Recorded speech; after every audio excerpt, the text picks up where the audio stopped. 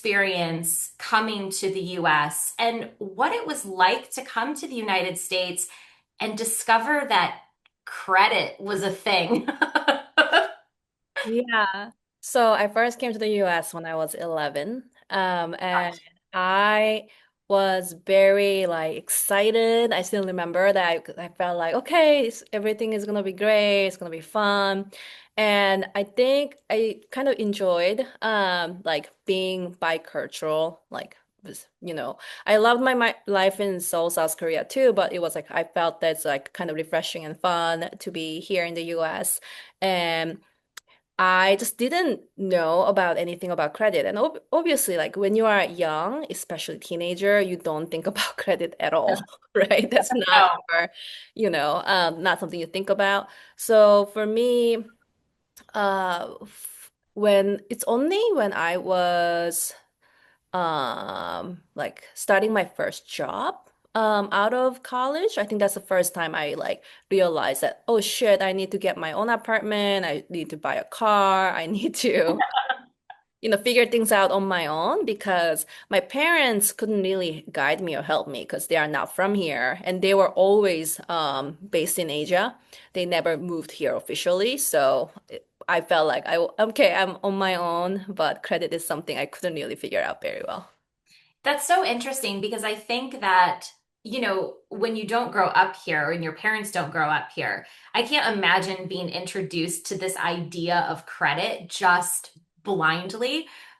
Because, my parents tried to teach me about credit and I didn't care. Like you said, teenagers don't care. And I remember, so when I started college, it was before, I think it was Obama who signed it in law that you basically couldn't prey on 18-year-olds for a credit card application, but it was before that. And I remember walking into school my first day of college, and there was all of these credit card companies. And I was like, oh my God, I'm rich. This is so exciting. And I signed up for everyone. I was a waitress and I racked up the cards, at Saks.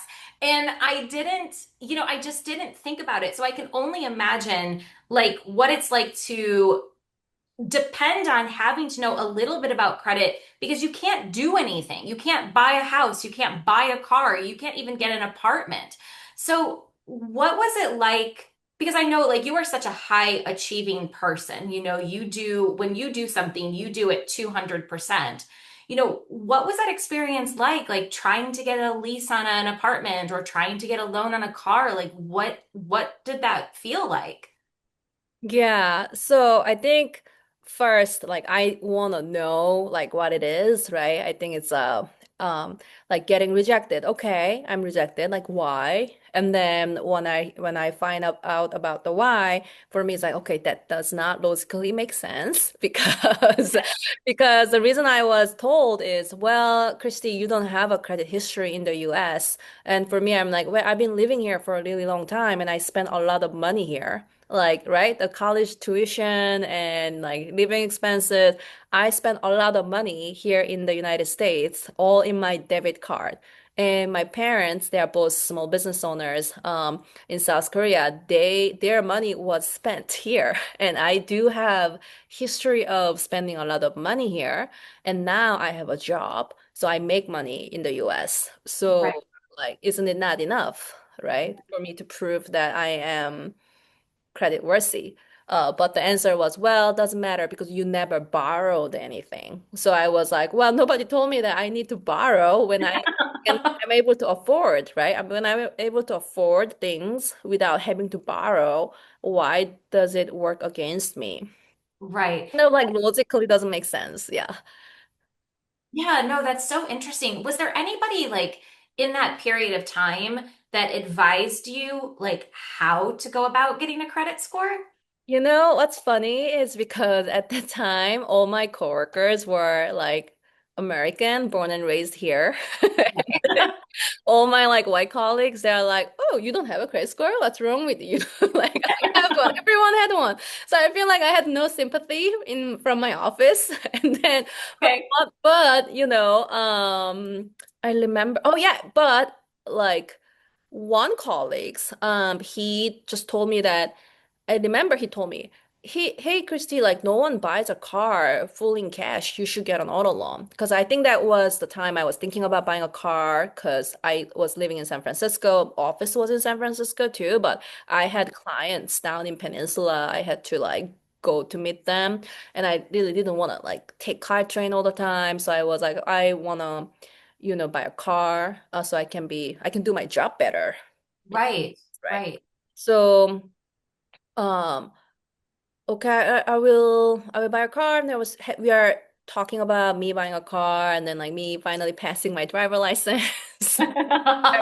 All that. And then he told me that, oh, yeah, Christy, you should get an auto loan because here in the US, everyone gets an auto loan. So I'm like, well, I have money. Like, do I really have to borrow? Like the loan, loan, like I never had a loan. I didn't have a student loan. I had no loan. So wait, isn't it like risky to have a loan? But he's like, no, no, like here, Christy, everyone has an auto loan. The first car, everyone like buy with a loan. Like it's very rare that people will spend their own cash for it.